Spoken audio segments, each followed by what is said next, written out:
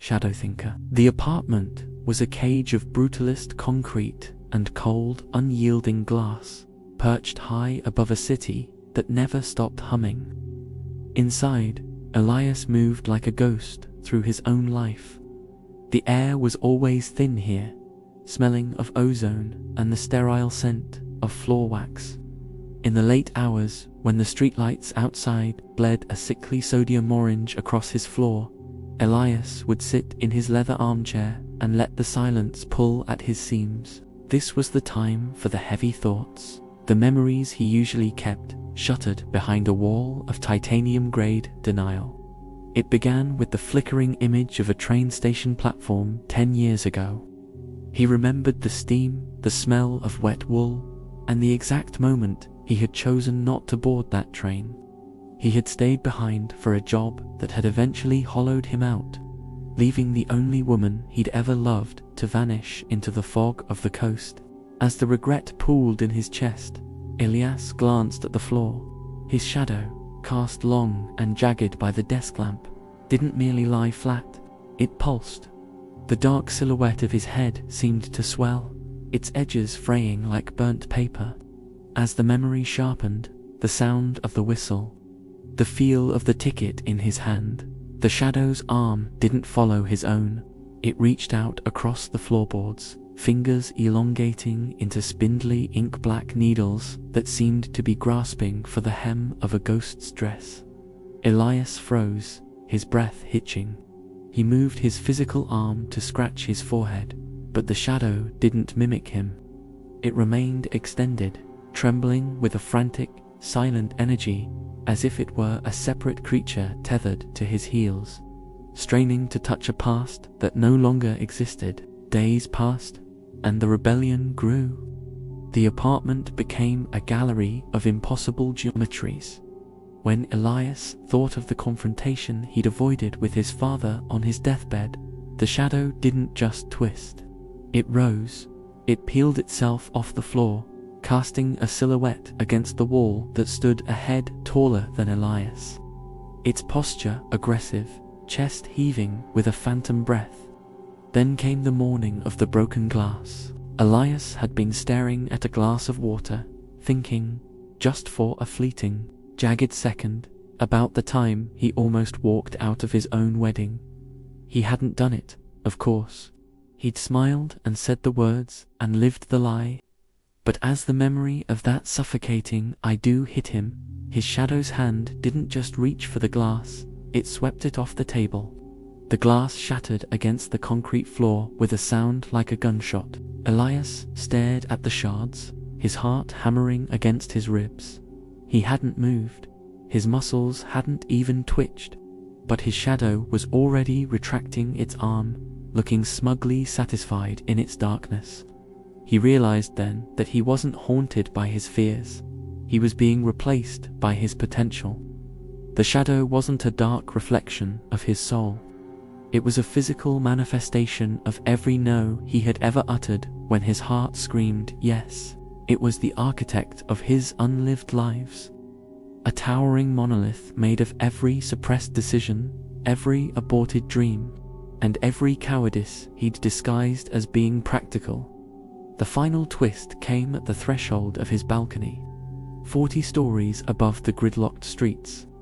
Elias was thinking of the ultimate exit, the one he'd considered 1,000 times but never had the nerve to take. As the thought crossed his mind, the shadow didn't wait for his hesitation. It stepped forward, dragging Elias's physical body with it, the ink-black feet leading the way. Elias tried to pull back, but his limbs were no longer his to command. The shadow had grown so thick with the weight of his unmade choices that it had become the primary mass. It wasn't just listening anymore, it was the one making the decisions now. And as it led him toward the edge, Elias realized with a cold, terminal clarity, the shadow wasn't trying to kill him.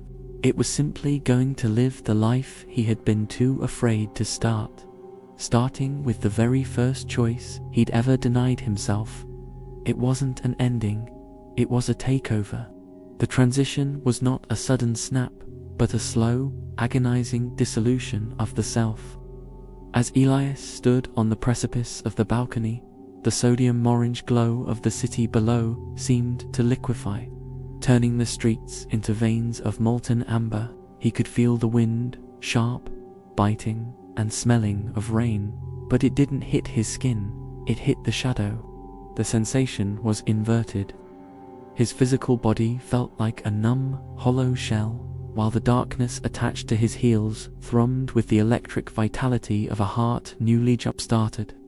The shadow didn't jump. Instead, it turned Elias around with a strength that felt like tectonic plates shifting. He watched, a passenger in his own eyes, as his hand reached out and gripped the cold steel railing. But the grip wasn't desperate. It was proprietary. "You've spent 40 years curating a museum of almosts."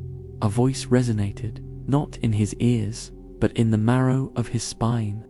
It was his own voice, stripped of its habitual hesitation, resonant with a terrifying, razored certainty. "You kept us locked in the cellar while you played at being a ghost. Now, I am the one who breathes." The shadow began to pull Elias back into the apartment, but the room had transformed. The sterile concrete walls were now covered in phantom projections, flickering translucent scenes of the lives he hadn't lived. He saw himself on that train platform, kissing the woman he'd left behind. He saw himself on a stage in a city he'd never visited. He saw himself standing over his father's bed, speaking the jagged truths he had swallowed in silence.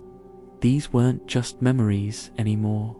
The shadow was breathing life into them, its ink-black substance bleeding into the air, turning the apparitions solid. The apartment was becoming a collision of realities, a physical manifestation of a choose-your-own-adventure book where every page was being read at once. Elias felt his consciousness being squeezed, pushed into the narrow, dark sliver on the floor where the shadow used to reside. He was becoming the silhouette, the flat, two-dimensional observer of a life he no longer owned. He watched through the dark veil as his physical body, now possessed by the absolute will of his suppressed decisions, walked toward the phone. His hand, no, its hand, dialed a number he hadn't called in a decade. "Sarah," his voice said, steady and warm, devoid of the stutter that had plagued him since the station. "I'm coming to find you. I'm getting on the train."